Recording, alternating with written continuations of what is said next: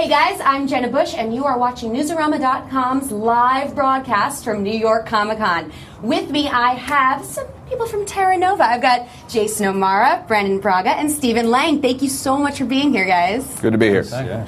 All right, so you guys just came from your panel, and I know we were talking before we were on camera about how it's nice to not have to explain the show and actually get the screening and the information out there. Yeah, we just had a really great screening, and there was a great response from the audience, and it was just really nice to, we were reflecting on the way up here, how we didn't have to sort of qualify it. It is what it is. That is the show, and we hope you love it. But we no longer have to, it was a long lead up to the final premiere of the show. For about a year, the interviews basically consisted of, is it good? So how is it? So it's nice to have an audience that has seen it, presumably enjoyed it. It was a lot of fun. What do the dinosaurs look like? Now you can just go, they look like that. Nice. Well, they do look really good. I mean, there's some fantastic CG and there's amazing effects. So, how do you guys feel, the two of you working with dinosaurs you can't see? Well, it's kind of an acquired business. I at first leaned very heavily on this man because of his Avatar experience, and I would often look to him on camera and go, what are we looking at here? And I'd say, I don't know. I don't know. Yeah, but you're really good at making us think that you know. Well, I thought everybody does a wonderful job on it, from Alana right on through. It's just about focus and concentration and a very healthy sense of pretend, which is part of any actor's arsenal. Well, the most recent episode, there's sort of an interesting way to get into backstories, having people forget certain parts of the present. So how much more backstory are we going to get? What little bits do you guys even know about your pasts? Pretty much every episode now from this point on, not every episode, but certainly I think sort of every other episode gets deeper and deeper, not only into the mythology, but into Taylor's pretty complicated backstory. Yeah. Yeah, we're creating a very, I think, rich history. It's wonderful because the show in some way deals with time, doesn't it? And it's important that we deal with the past as well as the future, and of course always the present moment. And we've gotten into that, and I thought I was very gratified today in this episode because I thought the show reached a really perfect balance between the myth, the history that we want to continually establish to really feed the fans, to feed the overall arc of the story, and also that really, really important weekly crisis, and every character had their moment in this episode, and things developed really well. It was wonderful to see. I mean, it's happened before in the show, but I thought tonight, in this episode we saw tonight, it really achieved the perfect balance. Well, speaking of time, I mean, this is really less about dinosaurs and time travel and all that, and it's more about family and relationships. So does it bug you guys when you constantly hear, well, tell me about the time travel and tell me about the rules and all of that?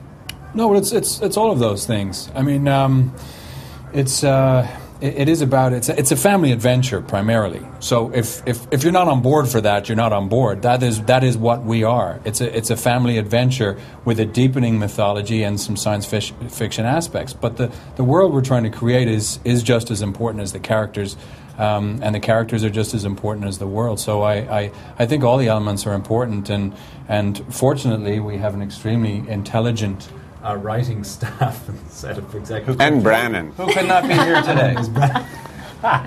But these guys dream up this stuff, and they dream it up, and then they've got to, explain it and explain I think it's telling that because we did so many press, TCAs, stuff like that, before people had really seen anything beyond the pilot, and there were a lot of questions about time travel and how it would work. We didn't get any of those today. I think people realize that's not really what the show, it's not where it lives. And they're not jumping back and forth through time. Now, there is sort of there is a little bit. There's the Sixers. I love the idea of the Sixers. I love that there's this conspiracy that's going on. So anything you guys can tease about what we might be seeing?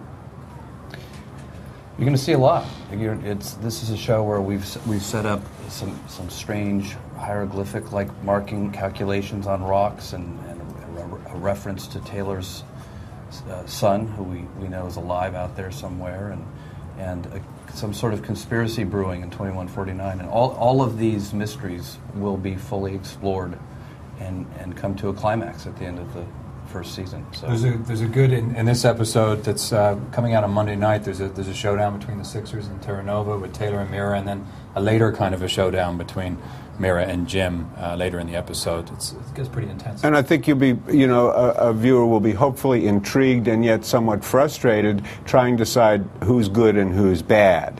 And that's good. That's exactly where we should be right now. But we can say that by the end of this first season, you will understand very clearly the good and the bad, as well as the ugly. Nice. All right, so I know there's a lot of there's interesting alcohol, ancient plant alcohol. It's kind of an awesome thing, and a bar. And so, are we going to get more about little bits of the town, things like bars and stores? And because I liked the whole thing a couple episodes ago with the guitar. Getting a sense you need a drink. It's a colony of 1,000 or more people. So yeah, as the show goes on, you'll meet various citizens of Terra Nova for sure.